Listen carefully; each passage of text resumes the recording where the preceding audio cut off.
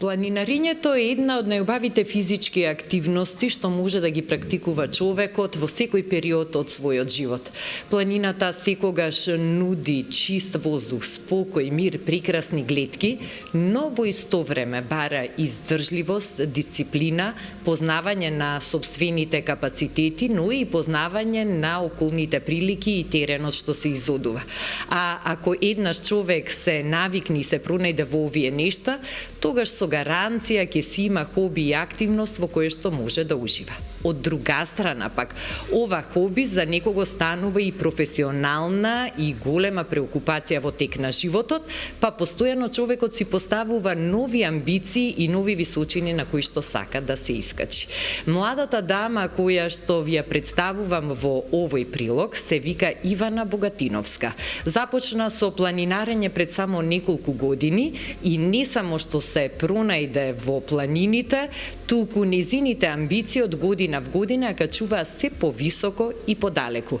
Па највисокиот врв на која што оваа прекрасна и нежна девојка се име искачено е врвот Елбрус, висок 5642 метри. Ивана, пред се здраво и ти благодарам за тоа што одвојуваш време да ја раскажеме твојата планинарска приказна и да ја споделиме со нашите гледачи. Здраво и ви благодарам на поканата.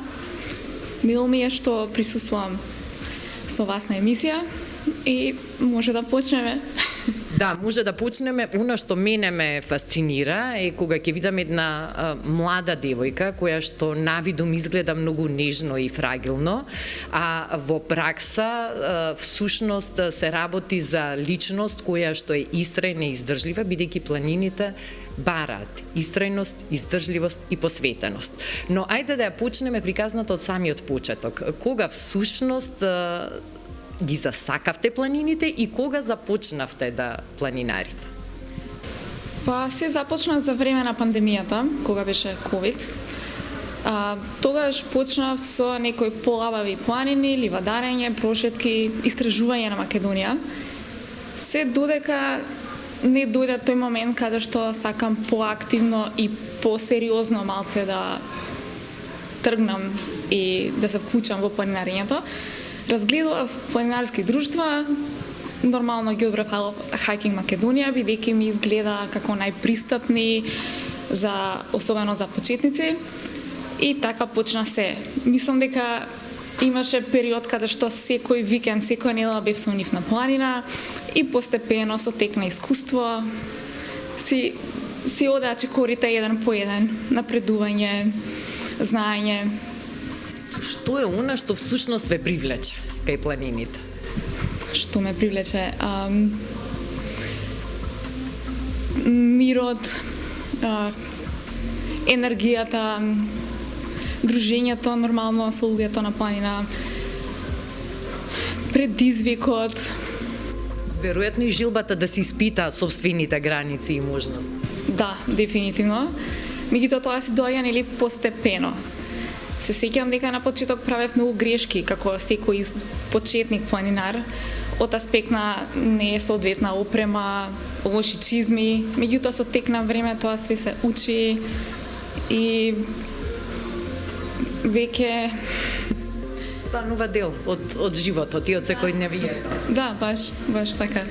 Македонија има прекрасни планини кои што се достапни, би рекла, и за рекреативци, но во вашиот случај вие отидовте многу подалеку. Почнавте да искачувате врвови што се повисоки од 3000 метри, па постапно одевте нели до она што во моментов е највисока, верувам не и последно што е, а тоа е Елбрус.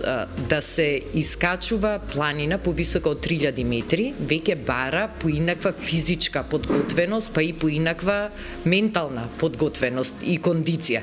За некој што релативно скоро започнал да се занимава со планинарење, токму тоа е фасцинантно како за толку краток временски период успеавте да дојдете во онаа група на многу сериозни и истрени планинари. Па да, пред се дефинитивно тука е желбата за минување на сопствените граници, како и степен на љубопитност во истражување на нови предели И искрено имаше еден момент каде што ме интересираше како моето тело ќе се справи на тие висини, како на таа висина нормално, тој недостаток на кислород, како ќе реагирам, психички дали ќе можам да го издржам и реално сватив дека не е нешто невозможно и дефинитивно е пристапно со соодветна дисциплина и подготовка за секој, па и за нормално и за девојките, жените. Тука сакам малку да се задржиме, Ивана, со цел да ги мотивираме девојките и жените, затоа што планините знаат да бидат и сурови во одредени околности, во одредени периоди од годината, особено во зимскиот период, и тоа често пати знае да не плаши нас градските луѓе кои што не сакаме да излеземе од комфорот, од удобноста, од пријатна температура во канцеларијата или во домот, а всушност да се изложи телото на такви услови и на такви околности има посебен предизвик и убавина. Како го доживувате вие тоа? Тоа што многу ме привлече, нормално секој период од годината и планинарењето во различни годишни времења си носи своја убавина, особено планинарењата во зима, снег и целите пейзажи се нешто фантастично, погледот особено. Но дојде на момент после одредено искуство каде што сватив дека уствари зимските тури мене многу повеќе ми лежат, дека имам на некој начин како предиспозиции, не ми смета ладно време, дури уживам во ладното време, што се вика, и беше многу нормално дека ќе сакам нешто повисоко и нормално повисоко, потешко, за да видам до кај е мојот лимит.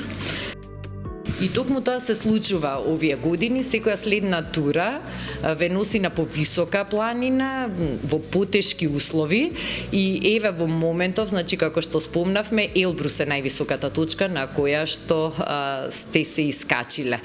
Може ли малку, Ивана, да слушнеме за тоа искуство? Секако. Значи, вака, Елбрус, највисок врв во Европа, се наоѓа во Русија. Спремањето траеше можеби психички и физички околу пола година, значи дисциплина, тренинзи секој ден, убава исхрана, алкохол никако. Значи дефинитивно треба убава дисциплина и нормално самото искачување можеби траеше околу една недела со аклиматизации, имам околу можеби 3 аклиматизации до одредена висина, од кои што едната аклиматизација која што беше на 3800, јас и уште еден другар имавме висинска болест, мачнина, главоболка и мислиме дека тоа е тоа, ако не се смириме таа вечер дека толку ќе биде искачувањето. И вечерта помина, другиот ден бевме супер. И после тоа немаме никаков проблем при искачувањето. Тоа беше на 3800, после тоа спиевме на 4200 во, како да кажам, конзерва на некој начин, немаше грејење, нема ништо, храна ние си носевме, ние си готвевме. Тоа сакав да прашам, каква беше температурата на 4800? Па доста, не знам, околу 0 степени најверојатно беше. На вечерите нормално беа ладни, спиевме во убави вреки со јакни, убаво облечени. Не беше баш најпријатно, меѓутоа нормално, тоа е тоа, ќе се издржи. Да, и да напоменеме тука дека и вреките за спиење, храната, пијалуците се си носи секој сам, нормално и зимската планинарска опрема, што подразбира дека на овие терени што се искачуваат се носи одредена тежина, што некога знае да биде и над 10 килограми ранец. Да, дефинитивно. Нормално вреката, спиење, храна, вода носевме многу, сето тоа си е тежина, меѓутоа ние бевме спремни од претходно, како што реков, со тренинзите. Кој дел е најтежок? Дали тој последниот дел е и најтежок? Најтешкиот дел од искачувањето беше над 5000 метри. Во тој момент самиот недостаток на кислород, ветерот, не е пријатно, воопшто не е пријатно. Меѓутоа и генерално има голема разлика од физичка спремност и психолошка спремност, зашто одредена на таа висина повеќе мислам дека качува психата него физичката спремност. И тоа сакав да прашам, што е тоа што ве води напред? Зарем тогаш не ви доаѓаат помисли што барам јас тука, зошто не сум сега дома пред телевизор со шолја топло чоколадо или какао, а сум тука во оваа темница, на овој студ, на оваа височина. Што е тоа што тогаш ве храбри да го завршите до крај искачувањето? Тие мисли цело време се појавува зашто ова го правам. Меѓутоа пак предизвикот е голем. И кога веќе сум на таа позиција кај што сум, као си викам, окей, до тука сум, одам уште малце. Не е уште многу реално до крај, иако тоа не е многу, е доста тешко, меѓутоа никој не се откажува и одиме напред. И наградата доаѓа на крајот. Да, на секој врв се плаче од среќа, што се вика. Мислам, тоа е успех како за себе, за клубот, за... Големо е задоволството и голема е, како да кажам... И среќата? По среќата, да. Да, веројатно е непроценливо чувството да знаеш дека стоиш на највисоката точка во Европа, додека сите други спијат или се во градски услови, да се има запишано во својата лична биографија едно такво задоволство и едно такво доживување. И сега уште еден момент, симнувањето од планината, што во планинарењето е подеднакво важно како и искачувањето. Да, значи симнувањето беше, ако качувањето беше тешко, симнувањето беше многу потешко, бидејќи нормално телото веќе е истоштено, нема сила и мислам дека конечно ги сваќам алпинистите кои што им се случуваат некои несреќи на многу повисоки планини, кои што ќе заспијат, па нели се случуваат трагедии. Знам дека на симнувањето имаше моменти кога што ја ќе заспијам, кога правиме пауза, у секунда ќе легнам, ќе заспијам и ако некој не ме разбудеше, тоа е тоа, што се вика.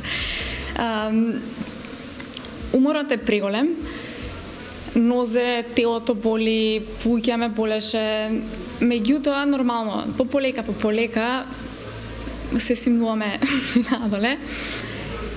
И што е уште поинтересно, кога симнавме надоле, немаме ни 2 цели дена одмор, веќе се планираше нешто друго за искачување. И тоа е тоа, амбицијата постојано расте и новите врвови водат и упатуваат кон некои други нови врвови. Ивана, какви се желбите за во иднина, плановите, амбициите? Остануваат уште толку многу врвови што треба да бидат искачани, а во случај како овој, каде што не недостига желба, посветеност и љубов, верувам дека е возможно да се оствари секој планинарски сон. Да, баш така. Нормално не застануваме тука, секогаш има идеи за нешто повисоко. Така да, до нова година најверојатно ќе одлучиме што ќе биде следниот чекор, сигурно, али да, дефинитивно кога веќе сме навлезени во ова, ќе продолжиме со... Ивана, да, ти благодарам за споделувањето на оваа инспиративна планинарска приказна, која што докажува дека и девојките и жените, иако се понежен условно кажано, може да бидат издржливи, може да искачуваат планини и да бидат прекрасен пример за своето семејство, за поширокото обкружување и впрочем за сите човечки суштества, колку планината треба да се сака и колку многу уживање и бенефит може да ни донесе. Посакувам уште многу безбедни искачувања, уште многу нови врвови и да ги споделиме и тие нови достигнувања во некои следни години. Фала. Фала за поканата. Се гледаме наредна прилика. Ми беше задоволство, Иван.